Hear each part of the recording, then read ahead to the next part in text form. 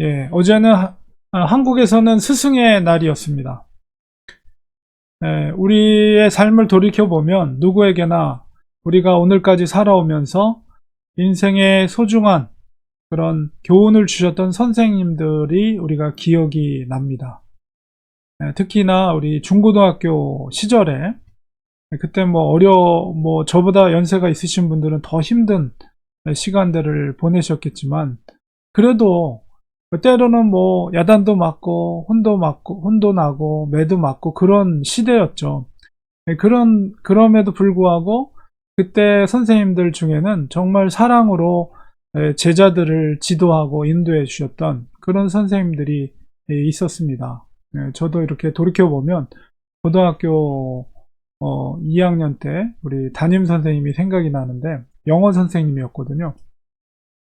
이제 아버님이 교회 백령도에서 목회를 하시다 보니까 제가 혼자서 자취 생활을 인천에서 하게 됐습니다. 그러니까 굉장히 개인적으로는 좀 힘든 시간을 보냈는데 어쨌든 그때 선생님께서 잘 지도해 주셨고 또 학교 총신대학교에 이렇게 영어교육과 또 합격된 것을 미리 아시고 제가 재수를 했거든요. 그래서 미리 아시고서는 직접 전화를 해주셔서 또 격려 전화를 했던 뭐 그런 것들이 사소한 것 같은데도 저 같은 사람은 이렇게 눈에 띄거나 그렇다고 해서 막 말썽을 피거나 이렇지도 않은 존재감이 별로 없는 그런 학창 시절을 지내다 보니까 선생님들이 이렇게 선생님이 기억하고 이렇게 전화 한 통화 해주는 것이 굉장히 참 새롭게 이렇게 느껴졌고 고맙다는 생각을 갖게 했는데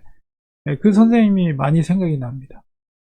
이렇게 우리 스승의 날이 되면 정말 우리 인생 가운데 좋은 영향을 끼쳤던 선생님들이 많이 생각이 납니다. 그리고 고마움을 갖게 되는데 오늘 읽은 골로새서 에게 이 본문 속에서도 정말 이 골로새 성도들에게 귀한 가르침을 주셨던 선생님이 등장하죠. 바로 바울 선생님입니다. 오늘 본문의 말씀은 특히 그리스도인이 이 땅에서 어떻게 살아야 될 것인가에 대한 그 삶의 원리를 그 교훈을 주고 있습니다. 그래서 오늘은 바울 선생님, 스승님의 가르침을 통해서 이 땅에서 그리스도인이 어떻게 살아야 될 것인가 그런 교훈을 얻는 시간을 가지고자 합니다. 골로새서는 옥중서신이라고 합니다. 특별히 이제 그 에베소, 골로새, 빌립보, 빌레몬서 이렇게 네 가지를 옥중서신이라고 그러는데 골로새서와 에베소서가 굉장히 유사성이 많아서 보통 쌍둥이 서신이다 이런 명칭을 붙입니다. 공통된 점이 많이 있기 때문입니다. 그러니까 먼저 이제 기록된 시기가 대략 62년경 바울이 로마에 1차로 투옥되었을 때 기록된 편지이고 또 두 서신서가 공통적으로 교회론과 기독론을 굉장히 강조하는 서신입니다. 강조점이 조금 다른 것은 에베소서는 그리스도의 몸으로서의 교회 그래서 교회론에 조금 중점을 두고 있는 반면에 이 골로새서 오늘 읽은 본문의 골로새서는 교회의 머리 대신 예수 그리스도 그러니까 그 그리스도 기독론에 강조점을 두고 있습니다. 우리가 지도상으로 골로새 지역이 어딘가 먼저 보면요. 그 로마에서 사도 바울이 골로새 소아시아 쪽에 있는 저 에베소 밑에 보면 골로새 지역에 편지를 썼어요. 그래서 골로새와 에베소가 이제 쌍둥이 서신으로 뭐 위치도 소아시아 쪽에 있었기 때문에 골로새 교회는 사도 바울이 직접 개척한 교회는 아닙니다. 그래서 이 골로새 교회의 성도들에게 특별히 기독론을 강조하고 있는 이유는 에베소서와 골로새서가 이제 기록 목적이 약간 다릅니다. 에베소서는 교회 내 어떤 분열의 문제가 있었기 때문에 그 문제를 바로잡기 위해 사도 바울이 어떤 교회 통일성을 강조하다 보니까 교회론에 좀 더 중점을 두었고, 골로새 교회 같은 경우는 에바브라가 담임 사역자고 개척한 담임 목사예요. 아마도 이제 3차 전도행 때 에베소에서 사도 바울과 만남을 갖고 골로새 지역에 가서 교회를 개척한 것으로 이해가 됩니다. 지금 상황은 골로새에서 담임 사역을 하고 있는 에바브라가 이제 로마까지 찾아온 거죠. 왜냐하면 골로새 교회의 이단 세상, 이 유대 율법주의자들 혹은 또 다른 영지주의자들, 이런 거짓 교사들이 골로새 성도들을 미혹해하고 교회를 시험 들게 하는 상황 속에서 이 교회 담임 목사였던 에바브라가 로마로 찾아온 겁니다. 그래서 그 교회 사정을 듣고 사도 바울이 쓴 편지가 골로새서이고, 또 빌레몬서, 골로새 교회 이제 리더의 역할을 했던 빌레몬에게도 개인 서신으로 같이 보낸 것이 복중 서신의 두 가지가 골로새와 빌레몬서입니다. 그러다 보니까 기독론에 강조점을 두고 이제 편지를 쓰게 된 것이죠. 그러니까 바울은 그런 이단 사상을 반박하기 위해서, 이단 사상은 항상 기독론에 문제가 있거든요. 그래서 기독론을 강조해서 쓴 편지가 골로새서다, 이렇게 말할 수가 있습니다.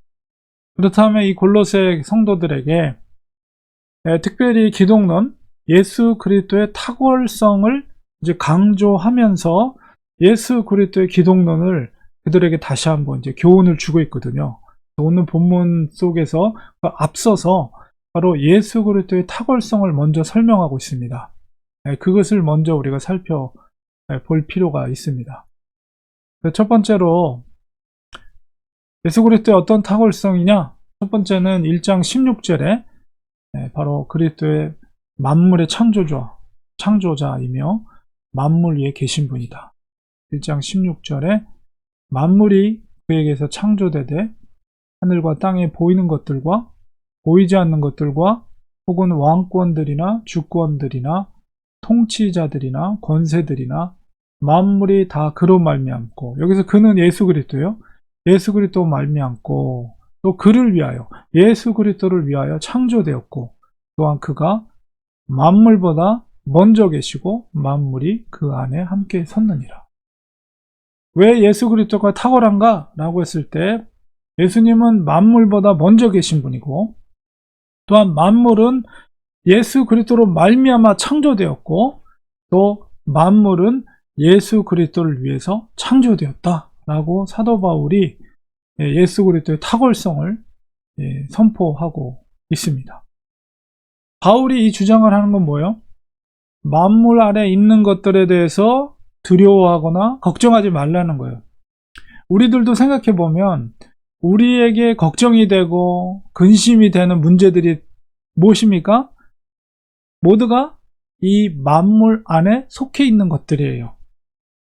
우리가 예수 그리스도를 주로 섬긴다면 예수 그리스도의 탁월성을 우리는 다시 한번 깨달아야 될 필요가 있습니다.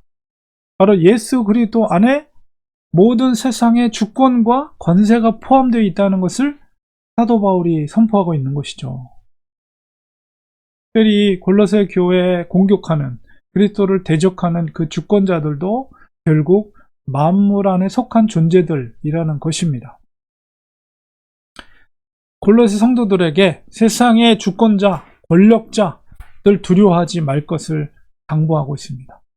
예수 그리스도는 만물보다 먼저 계시고 만물이 그 안에 함께 섰기 때문입니다. 이 말은 세상의 모든 권세가 모두 주님의 손안에 있다는 것입니다. 세상을 창조하신 분이 그리스도라는 것을 선포하고 있는 것이죠. 우리도 이 말씀을 꼭 기억해야 됩니다. 우리가 믿고 있는 예수님이 누구신가에 대한 분명한 확신을 우리가 갖고 있어야 돼요. 두 번째, 예수 그리스도의 탁월성. 골로새서 1장 18절, 그리스도는 몸된 교회의 머리 되시기 때문에 그는 몸인 교회의 머리시라. 그리고 그가 근본이시요 죽은 자들 가운데서 먼저 나신 이시니 부활의 첫 열매가 되신 분이시라는 것이고, 이는 친히 만물의 으뜸이 되려 하시며. 부활의 첫 열매로서 만물의 으뜸이 되었을 뿐만 아니라 예수님은 교회의 머리 되신다. 이렇게 예수 그리스도의 탁월성을 분명하게 성도들에게 선포하고 있습니다. 교회의 머리 되시기 때문에 예수님이 우리 교회 공동체는 예수 그리스도를 전적으로 의지하고 알아가야 됩니다. 우리 신체 중에서 머리가 가장 중요하죠.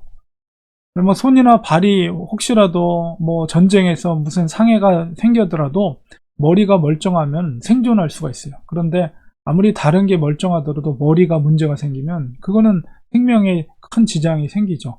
그만큼 이 머리라는 것은 가장 중요한 신체 구조 중에서 중요한 기관입니다. 근데 이 몸 중에서 머리가 예수 그리스도 된다. 그러니까 교회의 머리가 바로 예수 그리스도 되기 때문에 교회 공동체로서 우리는 예수님을 전적으로 의지해야 되죠. 예수님의 그 신호와 예수님의 명령에 전적으로 순종해야 되죠. 그렇기 때문에 우리는 예수님을 더 깊이 알아야 됩니다. 이 교회라는 것은 세상의 어떤 풍파에 밀려 움직이는 공동체가 절대 아닙니다. 교회는 천국의 모형이죠. 그래서 예수 그리스도의 뜻에 따라 움직이는 믿음의 공동체입니다. 그렇기 때문에 예수 그리스도를 깊이 있게 알아가고 또 그분의 가르침과 교훈을 따르는 것이 교회의 사명입니다. 사도 바울이 지금 골로새 성도들에게 이야기하고 있는 거예요. 그러니까 너희들이 예수님을 더 의지하라는 거예요. 예수님의 올바른 교훈을 더 붙들라는 것, 이것을 강조하고 있는 것이죠. 바울이 비록 골로새 교회를 직접 개척하진 않았지만 이 교회를 개척하고 담임하고 있는 에바브로를 통해서 예수 그리스도를 다시 한번 교훈하고 이 복음의 능력, 복음의 비밀을 다시 가르치고 있는 것입니다. 골로새 교회를 공격하고 있는 유대주의자들 혹은 영지주의자들에 대해서 이 교인들은 무엇보다도 교회의 머리 대신 예수 그리스도를 더욱 의지할 것을 이제 교훈하고 있는 것이죠. 그리고 세 번째로 예수 그리스도의 탁월성에 대해서 그리스도는 하나님과 화평을 이루게 하신 분이기 때문에 골로새서 1장 20절에 보면 그의 십자가의 피로 화평을 이루사 만물, 땅에 있는 것들이나 하늘에 있는 것들이 그로 말미암아 예수 그리스도로 말미암아 자기와 화목하게 되기를 기뻐하심이라. 하나님과 화목을 이루는 데 있어서 그 죄의 문제가 가로막고 있었기 때문에 예수님께서 친히 십자가의 피로서 그 죄를 씻으시고 하나님과 만물이 화평을 이루게 하셨다는 거예요. 예수 그리스도의 탁월성 세 번째로 사도 바울이 강조하는 바가 무엇입니까? 그 하나님과 화평케 하신 유일한 분으로서 예수 그리스도를 강조하고 있는 거예요. 이 구원론이죠. 바로 구원받는 길은 오직 중보자 대신 유일하신 중보자 대신 예수 그리스도를 통해서만이 가능하다는 거예요. 다른 길은 없습니다. 왜냐하면 예수 그리스도의 피로 화평을 이루셨기 때문입니다.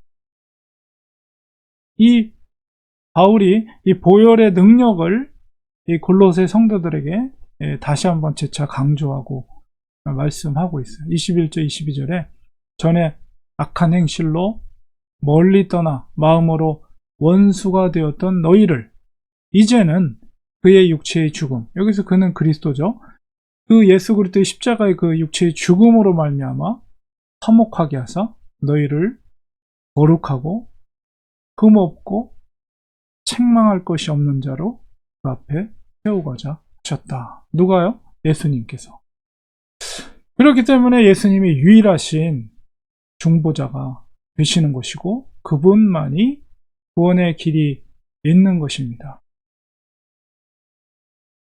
여기서 우리가 다시 한번 바울의 가르침이 귀한 것을 깨닫게 되는 것은 우리가 선생님 하면 이제 가르치는 교훈을 주는 사람인데 사도 바울의 가르침은 단순하게 지식을 전달하는 사람이 아니에요. 그의 가르침에는 영원 사랑의 마음이 가득 차 있습니다. 구원에 이루고자 하는, 심지어 자기가 관제와 같이 기름 부어지고 희생이 되어진다 할지라도 성도를 살릴 수만 있다면 기꺼이 내가 희생될 수 있다는 그런 마음을 가지고 가르침을 주고 있다는 거예요. 그렇기 때문에 이 바울의 가르침은 시대를 초월해서 모든 성도들의 그 심령을 울리는 것입니다. 그리고 말씀에 능력이 있는 거죠. 네 번째로 그리스도의 탁월성에 대해서 사도 바울은 그리스도 안에 지혜와 지식의 모든 보화가 숨겨져 있다. 골로새서 2장 3절에 그 안에 지혜와 지식의 모든 보화가 감추어져 있느니라. 이 말씀은 특별히 영지주의자들, 영지주의자를 이제 영어로 그노시즘이라고 그러는데, 그노스라는 것은 지식이란 뜻이에요. 그러니까 지식을 최고의 가치로 여기는 사람들이에요. 이 영지주의자들은 이 고상한 말로 사람들을 현혹하고, 특별히 형이상학적인 철학 사상 혹은 그런 언어, 용어 이런 것들을 통해서 성도들을 미혹해요. 지고지순한 순수한 지식, 그것을 그 지식을 깨닫는 것이 구원에 이르는 길이다. 이렇게 가르칩니다. 그러나 바울은 뭐라고 말하는 거예요?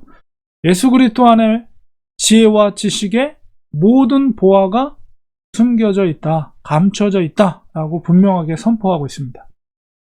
영지주의자들의 눈에 그 말에 현혹되지 말 것을 당부하고 있는 거죠. 우리 참된 지식이란 무엇입니까? 진정한 구원에 이르는 길을 인도하는 지식이죠. 바울은 바로 예수 그리스도 안에 진정한 구원의 길이 있으며 예수 그리스도 그분이 곧 진리라는 것을 가르치고 있습니다. 이 오늘날에도 이 시대를 살고 있는 우리들에게도 사람들은 세상의 어떤 고상한 철학사상 이런 것들을 더 가치 있게 여기고 이 성경은 매우 진부한 책으로 간주하는 경향이 있습니다. 특히나 한국 사회에 보면 아주 기독교, 교회에 대해서 그 다음에 목회자에 대해서 너무 지나치게 하대하고 무가치한 그런 집단으로 이렇게 간주하는 것을 우리가 보게 되고 언론상에서 느낄 수가 있는데요. 우리 바울의 오늘 이 말씀을 잘 기억할 필요가 있습니다. 그리스도 안에 그 안에는 뭐요? 지혜와 지식의 모든 보화가 감춰 있다는 거예요. 진리는 그렇게 쉽게 발견되는 것이 아닙니다. 진리는 숨겨져 있어요. 그 숨겨진 진리를 발견한 성도만이 그 보화의 가치를 알 수가 있습니다.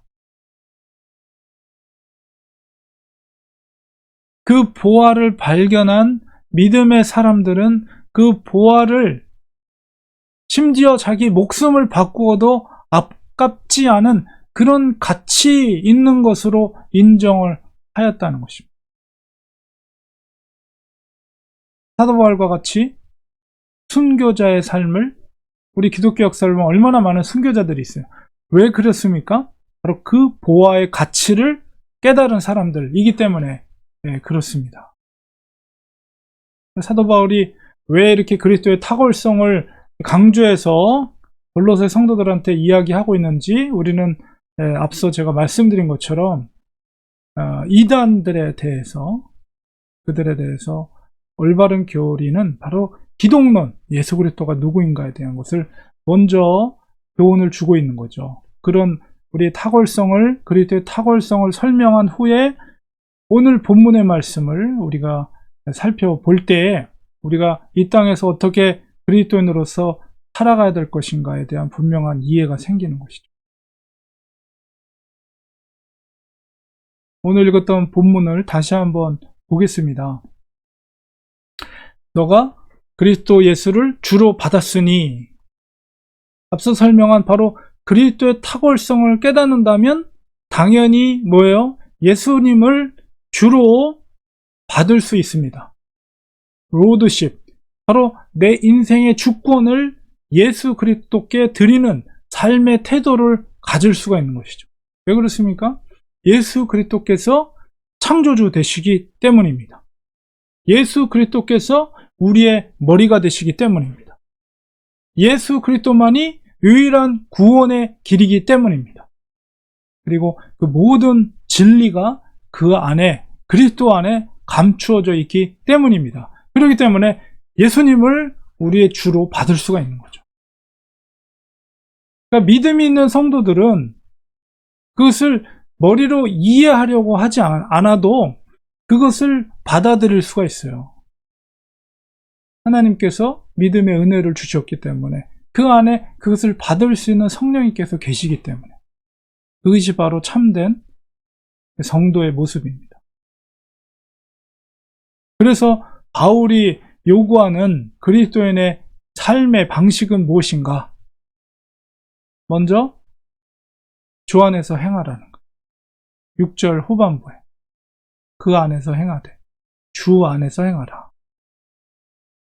그렇기 때문에 마땅히 그리스도인들은 그리스도 안에서 행해야 됩니다. 우리 그리스도 안에서 행한다는 것은 주의 법도와 계명대로 살아간다는 의미입니다.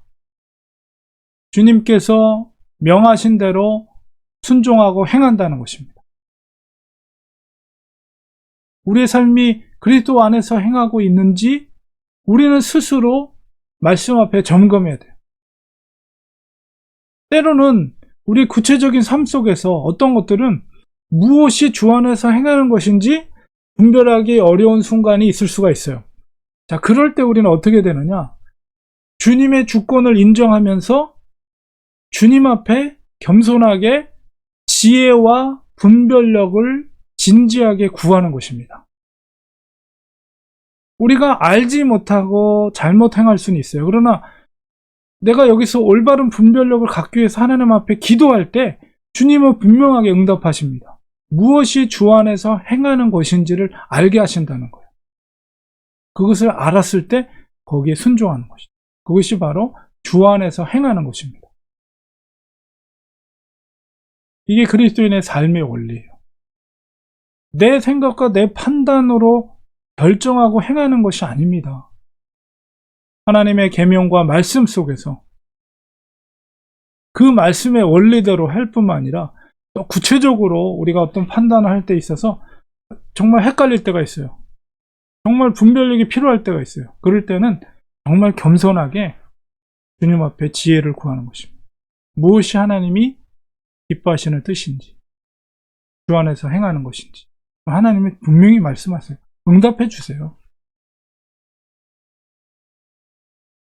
그리고 두 번째는 주 안에서 그리스도 안의 삶의 방식은 2장 7절에 있는 것처럼 주 안에 뿌리를 박는 것입니다. 이 뿌리라는 것은 근간이죠. 삶의 근간을 주 안에 뿌리를 박으라는 거예요. 이 뿌리라는 것은 생명력입니다. 생명을 바로 그리스도 안에서 공급받아야 된다는 것이에요. 비유로 말한 거죠. 이 뿌리라는 것은 식물을 비유로 말한 거예요. 우리 식물에 있어서 뿌리라는 건 얼마나 중요합니까? 뿌리를 통해서 양분을 빨아들이고 또 물을 공급받습니다. 그와 같이 그리스도인의 생명력은 어디로부터 되느냐? 우리가 세상의 빨대를 꼽는 게 아니라 반드시 예수 그리스도께 뿌리를 내리고 그분으로부터 그 생명의 양분을 공급받아야 된다는 거예요. 이것은 바로 영적인 생명력을 의미합니다. 사람은 이 육과 영이 연결되어 있죠. 그래서 서로 상호작용을 해요. 몸이 아프면 우리의 마음도 약해지고 영도 약해져요. 반대로 우리가 영혼이, 마음이 또 밝고 건강해지면 또 몸도 회복이 되고 이게 연결이 되어 있어요. 근데 영과 육 중에서 더 중요한 부분이 어디냐라고 했을 때 육체가 아니에요. 절대 육체가 아니라 영적인 것이에요. 더 중요한 부분이 영적인 문제. 영이 살아있으면 육체가 아무리 고달퍼도 견디어 나갑니다. 영이 살아있으면. 근데 아무리 육이 편안하고 육이 살아있어도 영이 죽어 있으면, 영혼이 죽어 있으면 그 사람은 죽어가는 거예요. 결과적으로는 심각한 결과를 초래하게 된다는 거예요. 그래서 지금 주 안에 뿌리를 박으라는 것은 우리의 이 영적인 뿌리가 누구에게 담겨져 있어야 됩니까? 예수 그리스도께 항상 담겨져 있어요. 푹 담겨져 있어야 돼요. 그래서 늘 주님으로부터, 예수 그리스도로부터 양분을 빨아들여야 돼요. 그래서 육체에 고달픈 일들이 생겨도 영적인 뿌리가 그리스도께 푹 담겨져 있는 분들은 절대 죽지 않습니다. 메마른 사막에서도 싹이 나요. 왜? 그 뿌리가 생명의 근원에 담겨져 있기 때문에. 그리스도인의 삶의 원리입니다. 바로 예수 그리스도 안에 그 뿌리, 영적인 생명의 뿌리를 푹 담겨 있어야 돼요. 세 번째로 2장 7절에 그의 믿음에 굳게 서라. 교훈을 받은 대로, 그러니까 사도 바울의 교훈을 받은 대로 믿음에 굳게 서라. 그 믿음이 뭡니까? 주님을 향한 믿음에 굳게 서라는 거예요. 주님 앞에 모든 만물이 복종하며 무릎 꿇고 하늘과 땅의 권세를 가지신 주님임을 믿어야 됩니다. 우리가 예수 그리스도의 탁월성을 알고 있는데도 그것을 믿지 못한다면 이게 얼마나 어리석은 것이에요. 그 믿음이 있을 때 우리는 죽지 않고 살 수가 있는 거예요. 그 믿음이 있을 때 절망하지 않고 소망을 가지게 되는 것입니다. 그리고 그 믿음이 있을 때 교회가 교회되게 하는 것, 우리의 능력이 아니에요. 그것은 바로 교회의 머리 대신 예수 그리스도를 따를 때 가능해지는 것이죠. 정말 저 교회가, 우리 교회가 교회다운 교회인가, 생명력 있는 교회인가, 그것은 바로 머리 대신 예수 그리스도에게 철저하게 접붙여 있을 때, 모든 성도들이 그렇게 연결되어 있을 때 그 교회가 교회로서의 생명력을 가지게 되는 거예요. 그리고 주님을 의지할 때 우리가 걸어야 될 올바른 인생의 방향을 알 수가 있습니다. 겉으로 보기에 아무리 광야 같은 그런 인생길이라고 해도 주님을 신실하게 믿을 때 주님께서 가라는 길로만 가면 아무리 광야 같은 길이라도 결국 그 목적지는 뭐예요? 가나안 땅이에요. 천국에 도달할 수가 있는 것입니다. 믿음을 가지고 그 길을 걷느냐 안 걷느냐, 예수 그리스도를 향한 믿음을 가지고 걷느냐 안 걷느냐, 여기에 생명과 죽음이 갈려져 있는 거예요.